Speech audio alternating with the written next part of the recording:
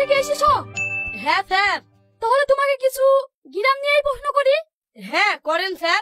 প্রথমেই তুমি বলো, গ্রামের মানুষ আর শহরের মানুষের মধ্যে পার্থক্য কি? পার্থক্য অনেকই আছে স্যার, আমি কয়েকটা তুলে ধরছি।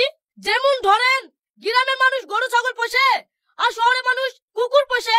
আমাদের গ্রামের চাষারা গরু চড়ায় আর আপনাদের শহরের শিক্ষিতরা কুকুর চড়ায়। আমাদের গ্রামে অনাথ ছেলেগুলা অনাথ আশ্রমে থাকে আর শহরের ধনী ব্যক্তির বাপ মারা বৃদ্ধাশ্রমে থাকে। বাহ বাহ, তুমি তো দারুণ জবাব দিয়েছো। I like it. স্যার এখানেই পার্থক্য দেখুন, আপনারা এটাকে লাইক বলছেন আর আমরা গ্রামে এটাকে কাঁচকলা বলি। বাহ, তুমি তো খুব ইন্টারেস্টিং ছেলে। আমার একটা প্রশ্নের উত্তর দাও। হ্যাঁ বলুন ম্যাডাম। 1 কেজি আপেলের দাম যদি 220 টাকা হয়, তাহলে 100 গ্রাম আপেলের দাম কত হবে? হাসালেন ম্যাডাম, পুলিশের চাকরি করব তাও আবার আপেল কিনে খাবো। এটা তুমি ঠিকই বলেছো, কিন্তু যদি তোমার বাবা আপেল কেনে তাহলে? আবারও ভুল বলছেন ম্যাডাম, আমার বাবা কেন আপেল কিনতে যাবে? আমার বাবার তো একটা দাঁতও নাই, ও শুধু কলা খায়। ঠিক আছে, তোমার বাবার কথা ছাড়ো, যদি তোমার ভাই কেনে? ম্যাডাম আমার ভাই কিনলে তো 100 গ্রাম আপেল কিনবে না, 1.5 কেজি কিনবে। তাহলে 100 গ্রাম আপেলের দাম জিজ্ঞেস করবে কেন? আরে ছি, তোমার ভাই না হয় কিনলো না, যদি কোনো গরিব মানুষ কেনে? গরিব মানুষের কি আর সেই সামর্থ্য আছে ম্যাডাম যে আপেল কিনে খাবে? কিনলে সে পয়সাওয়ালাই কিনবে, আপেলের যা দাম। ঠিক আছে, তাহলে পয়সাওয়ালারাই কিনুক। তারা আবার 100 গ্রাম আপেল কিনতে যাবে কেন? তাদের বাড়িতে ফিজ আছে, কিনলে 2-4 কেজি কিনবে। আরে তোমরা সামান্য আপেল নিয়ে কেন এত বাড়াবাড়ি করছো? অন্য প্রশ্ন করো। স্যার আপনি আপেলটাকে সামান্য বলছেন? আপনি জানেন এই আপেলের জন্য আমরা পৃথিবীতে এসেছি? সেটা আবার কিভাবে? এই আপেল আদমের হাওয়া খেয়েছিল, যার জন্য আমরা সবাই পৃথিবীতে এসেছি। না হলে আমরা সবাই এতদিন স্বর্গেই থাকতাম। এই কথা তো আমার জানা ছিল না। স্যার আপেলের একটা গুণ শুনে আপনি চমকে গেলেন, এখনো তো 3টে গুণ আছে। তাই নাকি? তাহলে বলো, আমরা শুনি। নাম্বার 1, নিউটনের আপেল। সেদিন নিউটনের মাথায় আপেল না পড়লে মাধ্যাকর্ষণ বিকর্ষণ শক্তি আবিষ্কার হতো না। নাম্বার 2, কামরানো আপেল, যেটা না থাকলে আইফোন আইপ্যাড আবিষ্কার হতো না। নাম্বার 3, আজকের আপেল, যেটার উপরে আমার চাকরি হওয়া না হওয়া পুরোটাই নির্ভর করছে।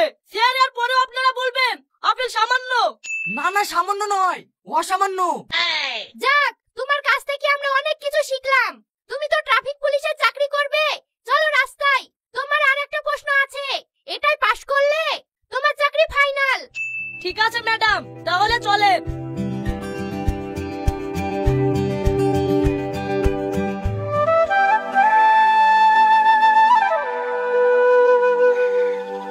এইখানে আসো, ভালো করে দেখো এই সাইনবোর্ডে কি লেখা আছে। লেখা আছে সামনে বাঘ, গাড়ি আস্তে চালান। আমরা শত চেষ্টা করেও এখানে কোনো গাড়ির গতি কমাতে পারিনি। প্রতিদিন অ্যাক্সিডেন্ট হতেই আছে। তুমি কি কিছু একটা ব্যবস্থা করতে পারবা যাতে অ্যাক্সিডেন্ট না হয়? হেই ব্যাপার ম্যাডাম, এ তো আমার বাই হাত কা খেল। আপনারা এই সাইনবোর্ডটা সরান, আমি নতুন সাইনবোর্ড লাসছি আর একটা অ্যাক্সিডেন্টও হবে না, আমি গ্যারান্টি দিছি।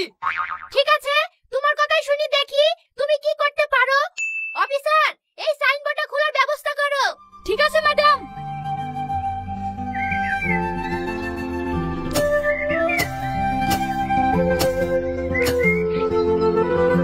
ম্যাডাম এইবার বলেন এখানে কি লেখা আছে? লেখা আছে সামনে পুকুর, মেয়েরা চান করছে, গাড়ি জোরে চালান। এইবার আপনারা একটু সাইডে আসুন, আসল খেলা শুরু হবে।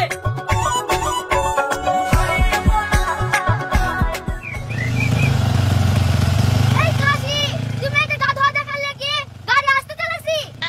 আরে না গো, গাড়ির ইঞ্জিন খুব গরম হয়ে গেছে তো, তাই একটু আস্তে চালি, ঠান্ডা করছি। এই দাঁড়া, কি হলো? ওই যে দেখ কি লেখা আছে। এই নাম গাড়ি ঠাল, যা করি হোক গাধুয়া দেখতে হবে।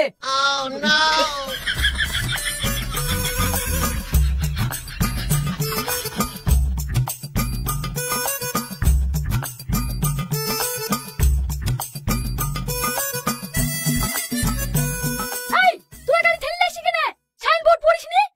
হ্যাঁ স্যার, পড়েছি। কি লেখা আছে? লেখা আছে সামনে মেয়েরা গা ধুইছে, গাড়ি জোরে চালান। তাহলে হেঁটে আসছি কেন? স্যার ও